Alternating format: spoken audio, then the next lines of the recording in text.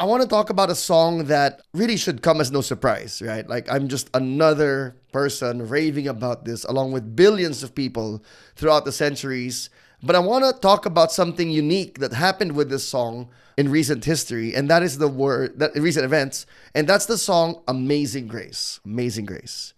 Beautiful song. And before we get to the song itself, I want to talk about hymns because that's what these songs are, right? Amazing Grace, This So Sweet to Trust in Jesus. These songs are hymns, and hymns, I believe, are songs that are really treasures to us as believers nowadays.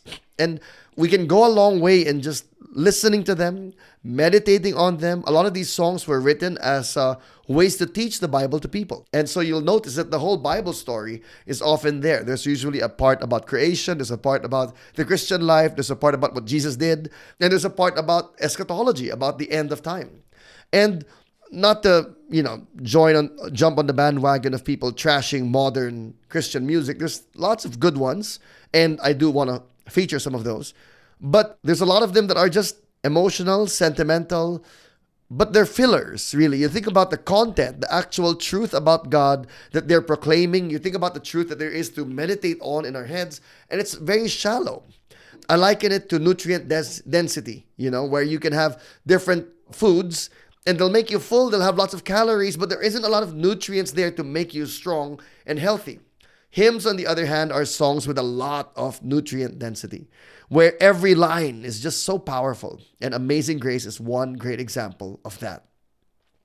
I want to feature it though, because you might be familiar with the songs, but some time ago, like December last year, someone, I don't know, a musician,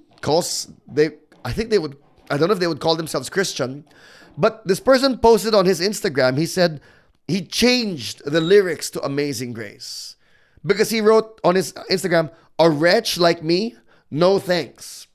And then he says, here's my rendition of Amazing Grace with some lyric changes. And he has objections to this part.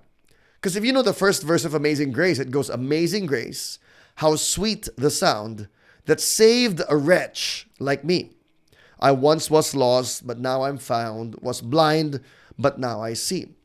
And a wretch, let's look at the official definition of the word wretch, just so I can make sure I use it, is an unfortunate, unhappy person, right? A banished person, a despicable, contemptible person, a hateful person. And this musician or songwriter, I don't know, is saying, I'm not a wretch. I'm not a wretch. And later on, this person would react to the comments left by people on his post, or he posted the lyrics, and he said, oh, so if your good news is that you're a wretch, then you need better news. And oh my gosh, this is the kind of, I don't even want to call it argumentation, so I'm going to use quotes, argumentation that I just find so weak. When you intentionally misunderstand, you intentionally misquote somebody else, you intentionally present half of their message, but not the full message, then that just tells me your arguments are not really that strong. Your position is not really that strong. The fact that you can only respond by responding to a portion of the argument and misrepresenting the person, that tells me, okay, you don't really know what you're talking about. Because nobody is saying the good news is you're a wretch. Nobody's saying, hey, good news, you're a terrible person. No. We know that already. You already are. I already am. The good news is Amazing Grace saved a wretch like me. Let's look at this person's lyrics first and why and what's so wrong about throwing this away and why changing this word, in other words, like it in the song, actually does away with the beauty and the good news that's there. I don't even want to say it, but okay, let's, for the sake. It says, Amazing Grace, how sweet the sound, so that part's the same, of love that sets us free. That which seemed lost has now been found, and grace is all I see. I'm going to ask the editor to put the two different lyrics side by side here, right? So you've got this one, the changed one of love that sets us free, and he replaced there that saved a wretch like me. And then instead of saying in the original song, I once was lost, but now I'm found, now he says, that which seemed lost has now been found. And in the original song says, was blind, but now I see. And he says, and grace is all I see. It's just so weak. It's just so bland. Like, what is that supposed to mean?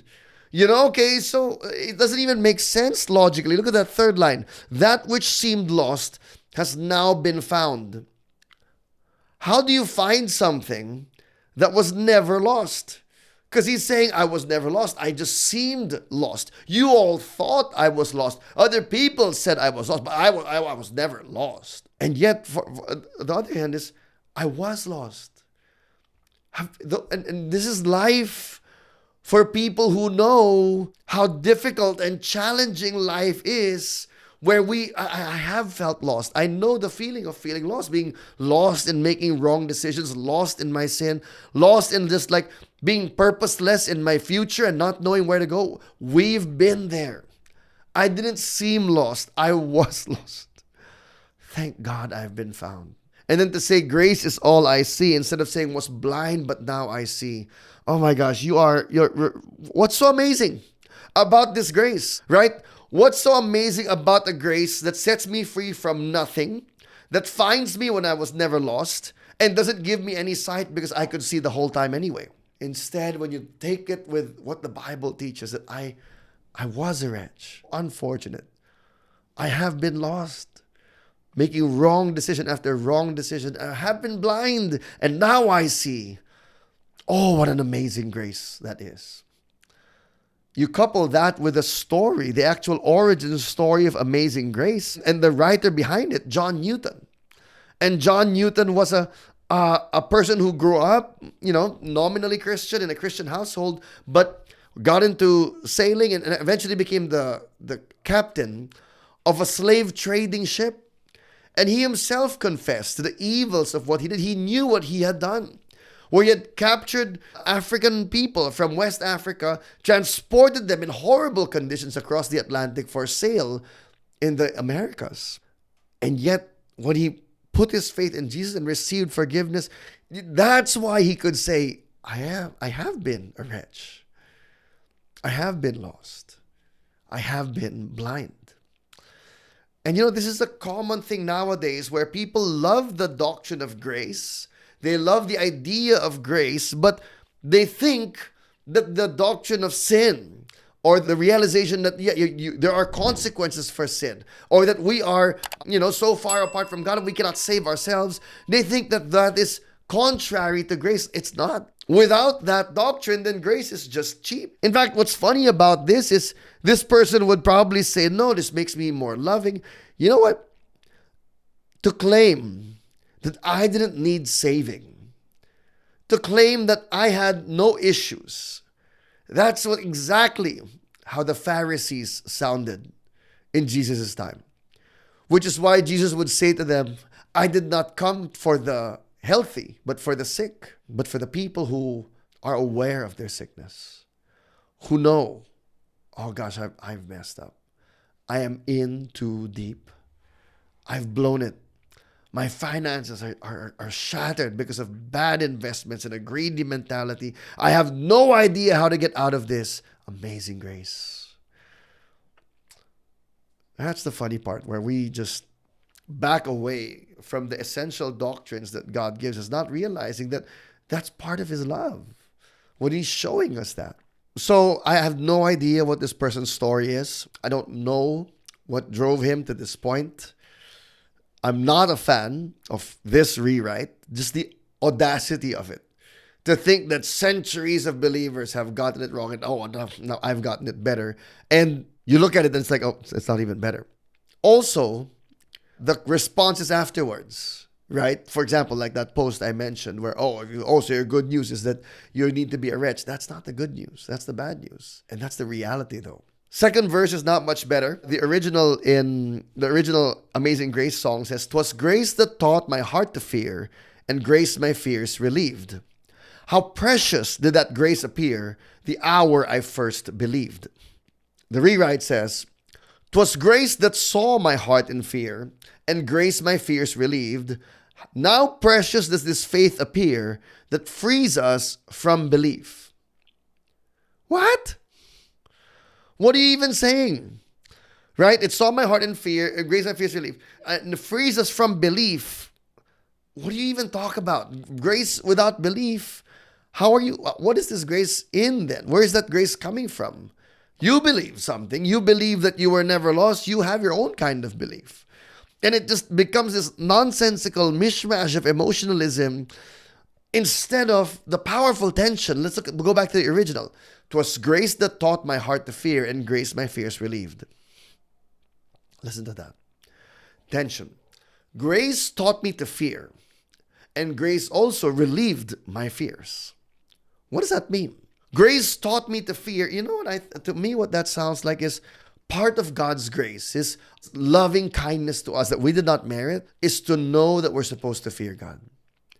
Meaning, apart from God, I do not fear sin. I do not fear my own problems. I don't fear being the captain of my soul.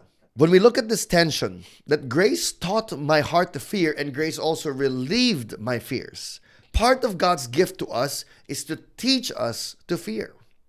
Without the grace of God, we will happily, joyfully, gleefully, flippantly continue in our sin and not realize, oh no, what have I done? And part of God's grace in our life is that wake-up call moment when we realize, what am I doing?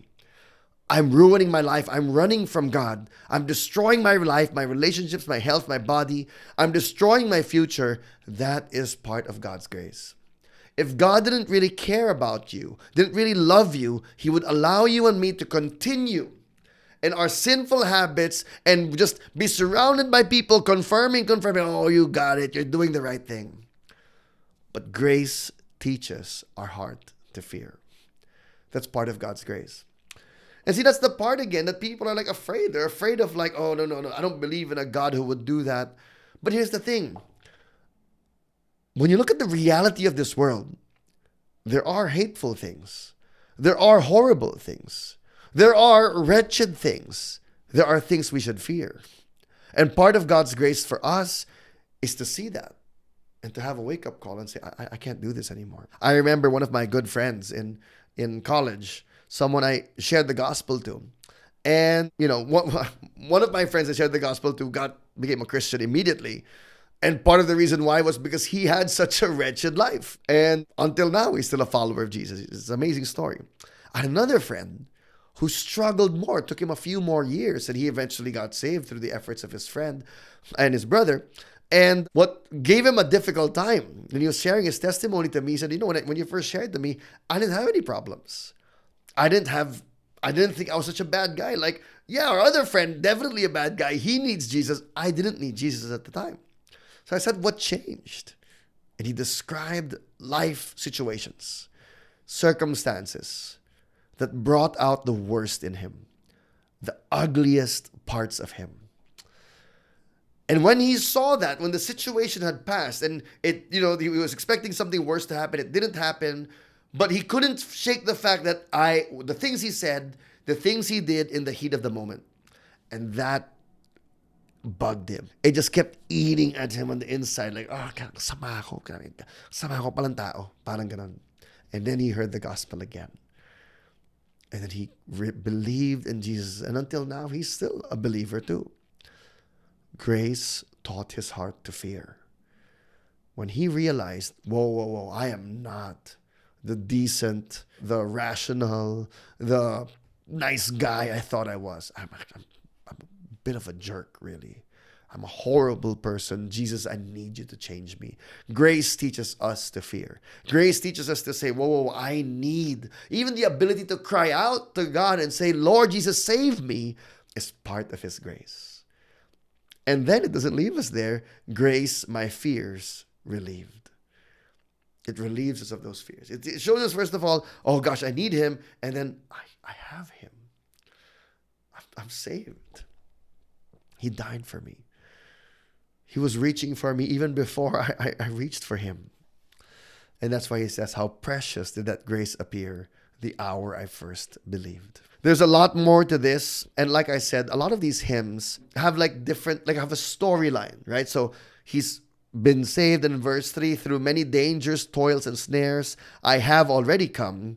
'Tis grace has brought me safe thus far, and grace will lead me home. And on and on and on.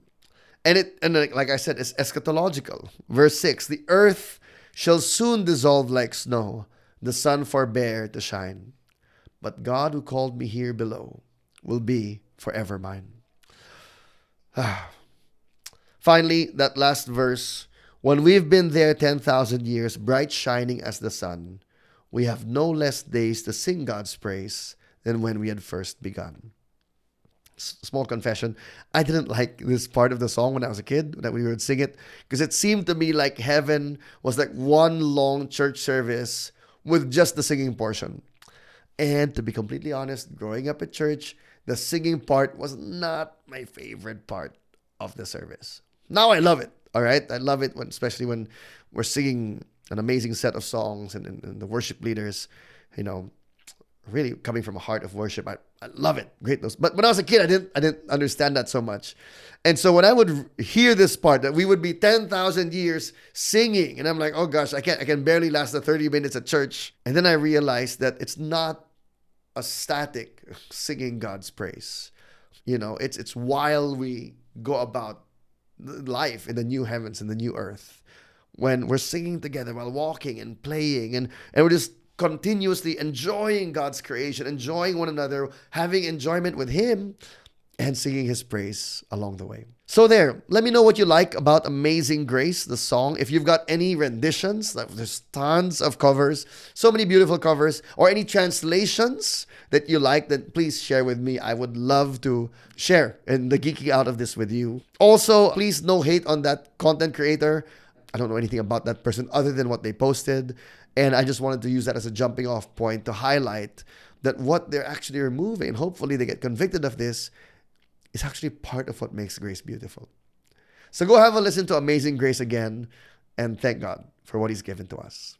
So there, hope this has been helpful for you. If you want to talk about this more, we have a Telegram group. It's in the description. The link's in the description. If you want to talk about it more there, then join the conversation as well. If you want to support this channel, we would be grateful. You can go to buymeacoffee.com and click there. Some people have said they were having problems getting through.